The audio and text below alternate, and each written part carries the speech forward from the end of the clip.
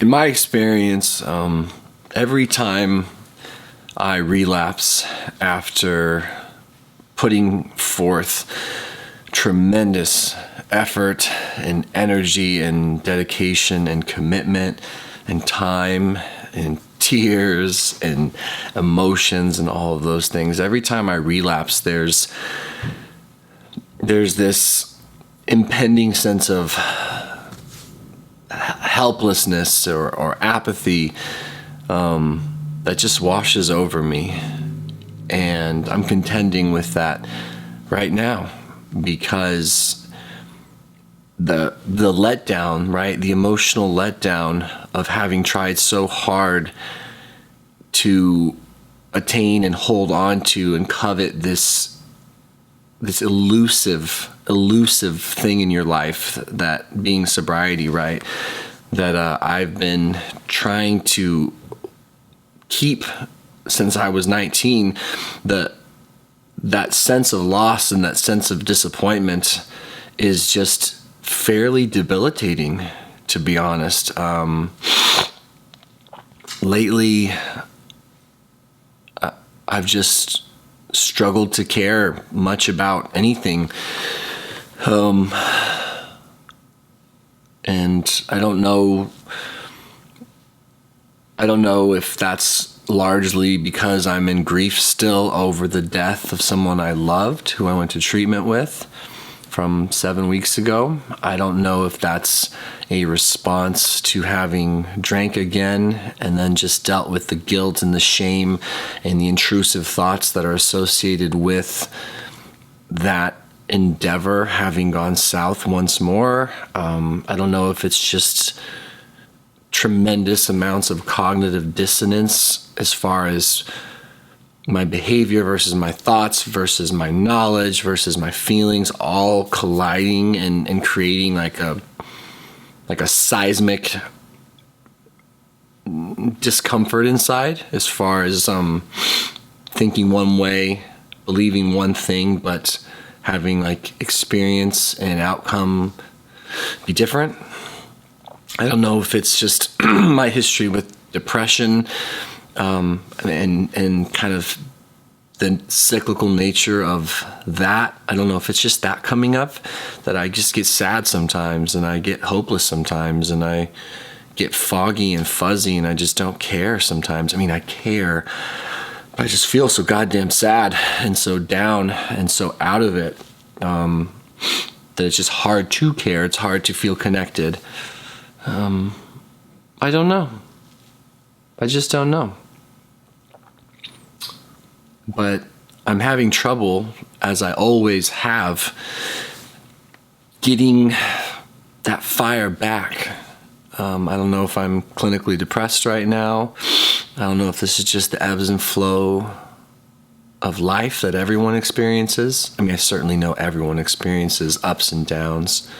I know lots of people have stuff between their ears and have to battle their thoughts and combat negative emotion and all that.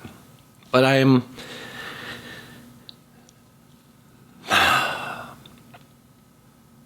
just flat right now.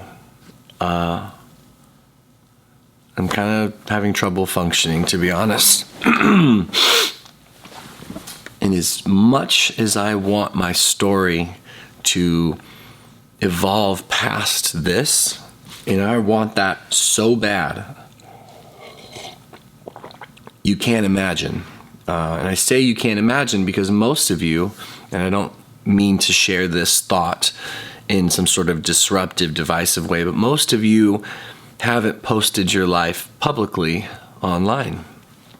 And good on you for that, because I've often wondered, and this is something I've wondered a fair bit, what are the negative aspects of that, or what are the negative ramifications of publicly airing out my dirty laundry to the internet? What is that doing to my psyche to put forth my greatest demons and my biggest struggles, and then to not overcome them and to have to share that over and over again? Because I always I envisioned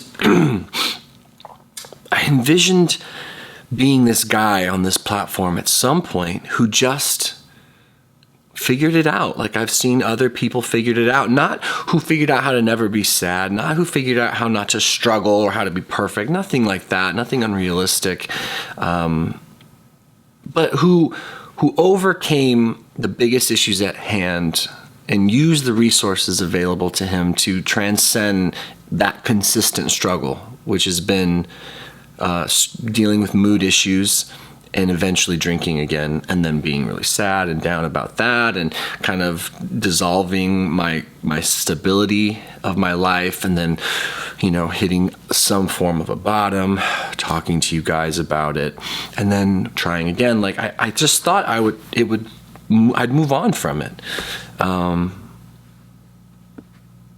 and the redundancy of this story is just fucking exhausting. I take tremendous solace in knowing that other people have had this exact experience where they're like, damn it, why can't I seem to fully get it together? In like, at least in the way that I envision, right? Which is that whatever issues I might come up with, whatever life throws my way, with the brain I've got, the chemistry I have, the environment I have, the blah, blah, blah, insert whatever, why can't I get a hold of this part of it and just move on? And then at this point, guys, like, it's downright, it's fucking,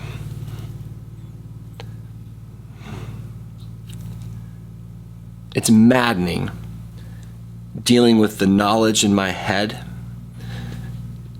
that I have about addiction at this point.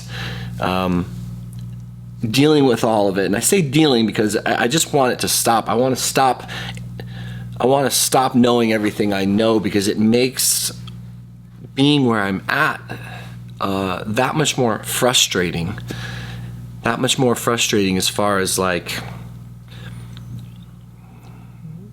being aware of what the addicted mind does and how the brain works in relapse, and what the 12-step recovery models have to say about the guy or girl who cannot or will not completely give themselves to a simple program when it comes to the brain in a diseased state, and the prefrontal cortex shutting down, and the survival brain lighting up over the super memory of the highs of yesteryear, and blah, blah, blah. I mean, I have all that swirling around in my head.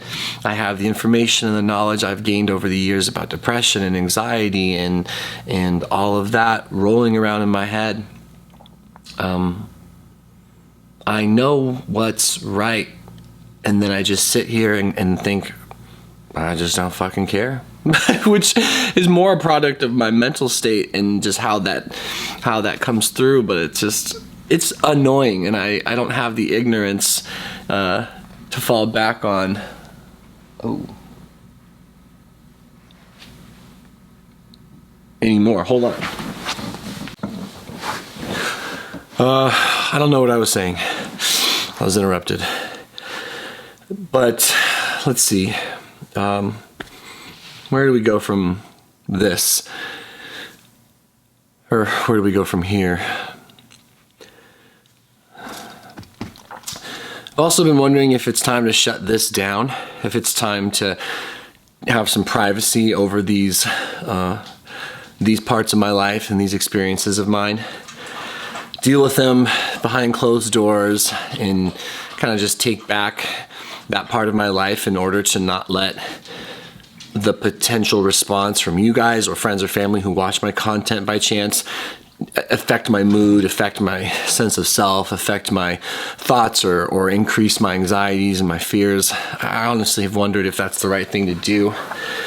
And I'll try to figure that out soon. But I appear to be in a familiar limbo land with getting sober again, wondering if I need to change my approach again, being slightly triggered by the dramatization of my own life with this YouTube platform. Jesse, I was sober for a couple weeks. Jesse went out of town. I drank, and I really enjoyed it. But I can't drink with people. Like, I've burned every bridge available as far as like, hey, want to get together, want to come over and party and I mean, no one wants to do that, no one will do that, and I get that. So like the only drinking available to me is alone, is isolated drinking, and there's no future in that.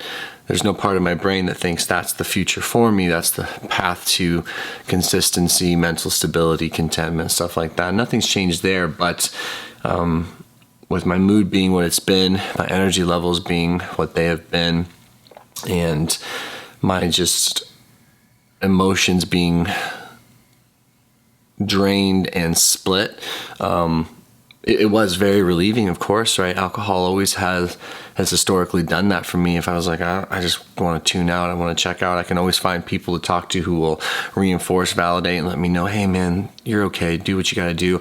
And then I always know where to go for people to be like, yeah, that's not the path, that's not the way, you're behaving in a way that's not okay, blah, blah, blah. I can find whomever I need to speak to reinforce whatever I'm thinking or feeling.